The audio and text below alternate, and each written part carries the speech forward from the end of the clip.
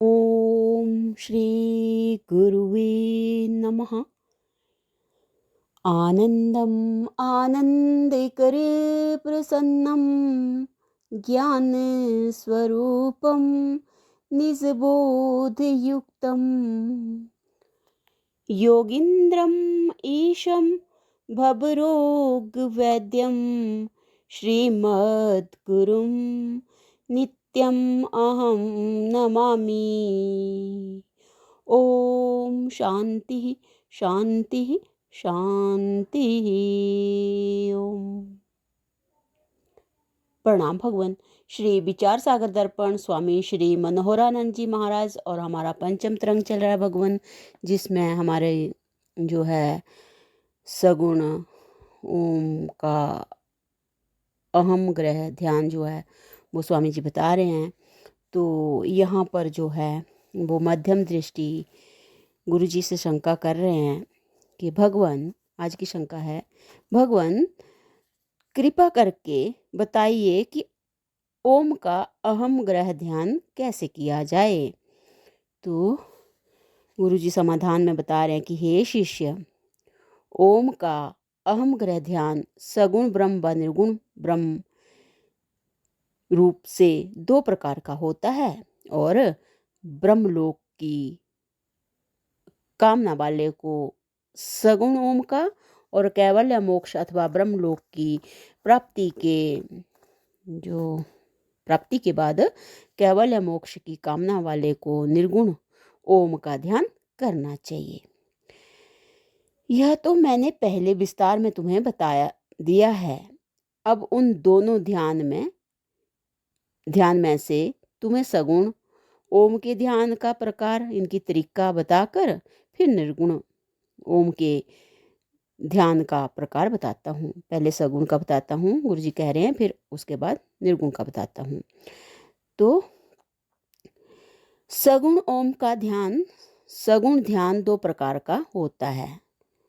सगुण ध्यान भी दो प्रकार का होता है। एक होता है साकार सगुण ध्यान और नंबर 2 है निराकार सगुण ध्यान।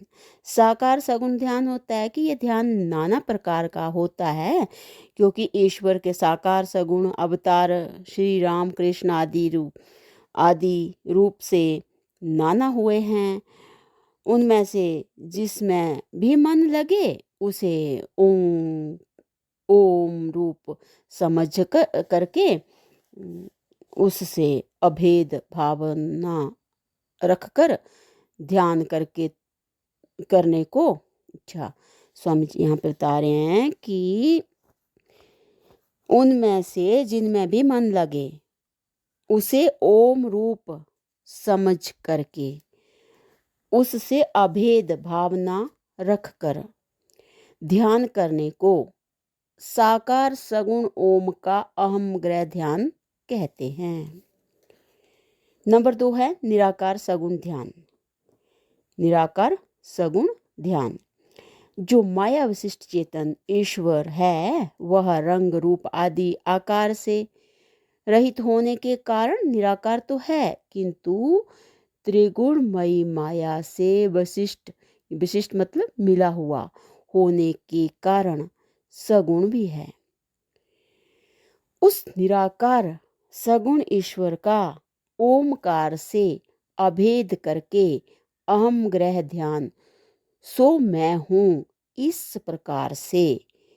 प्रकार के ध्यान करने को निर्गुण सगुण ओम का अहम ग्रह ध्यान कहते हैं। अब आएगा निर्गुण ओम का ध्यान। तो स्वामी जी बता रहे हैं कि भाई संसार में जो कुछ कार्य कारण रूप वस्तुएं दिखती हैं वे सब ओमकार स्वरूप हैं, इसलिए सारा संसार ओम रूप माना जाता है। क्योंकि जितने भी संसार में पदार्थ हैं उन सब में नाम और रूप, ये दो भाग हैं, नाम और रूप। उसमें रूप भाग अपने आप नाम भाग से अलग नहीं है, किंतु नाम स्वरूप ही है, क्योंकि पदार्थों के जो रूप अर्थात आकार हैं उनका नाम द्वारा निरूपण करके ही ग्रहण अथवा त्याग होता है। बिना नाम के जाने केवल आकार से कोई व्यवहार सिद्ध नहीं होता। और जैसे घड़े का नाश होने पर भी मिट्टी के शेष रह जाने के कारण घड़ा मिट्टी से भिन्न नहीं अपितु मिट्टी स्वरूप ही माना जाता है, उसी प्रकार आकार के नष्ट होने पर भी नाम शेष रह जाता है। इसलिए आकार नाम से भिन्न नहीं अपितु नाम स्वरूप ही है। किंबा जैसे घड़ा, सुराई, ढक्कन इत्यादि जितने भी मिट्टी के बने हुए पदार्थ हैं, उन सब में मिट्टी व्यापक होने के कारण वे सब मिट्टी से भिन्न नहीं किंतु मिट्टी स्वरूप ही हैं।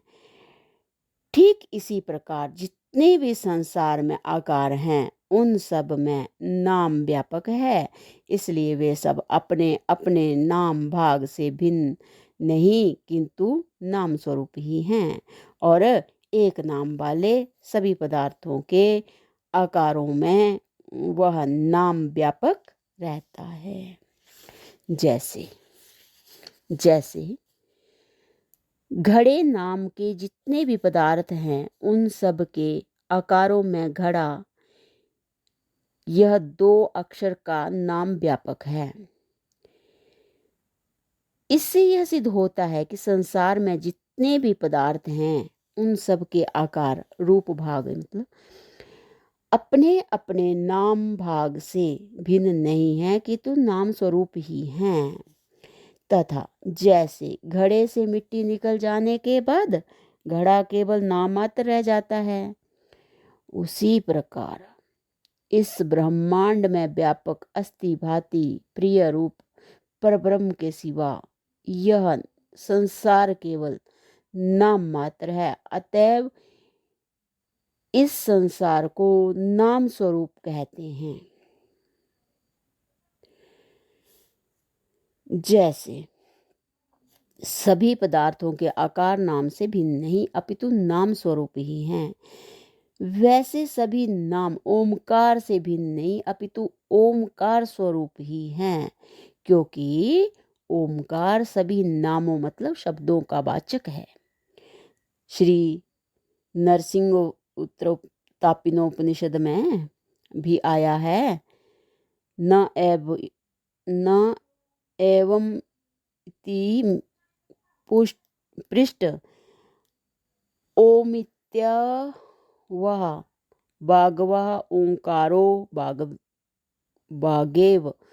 इसका मतलब है भगवान कि जैसे अर्थात जब कोई किसी मनुष्य से पूछता है कि यह जैसे कोई मनुष्य किसी मनुष्य से पूछता है क्या यह बात ऐसे ही है, क्या यह बात ऐसे नहीं है, तो उसके उत्तर में वह ओम मतलब हाँ का ही उच्चारण करता है।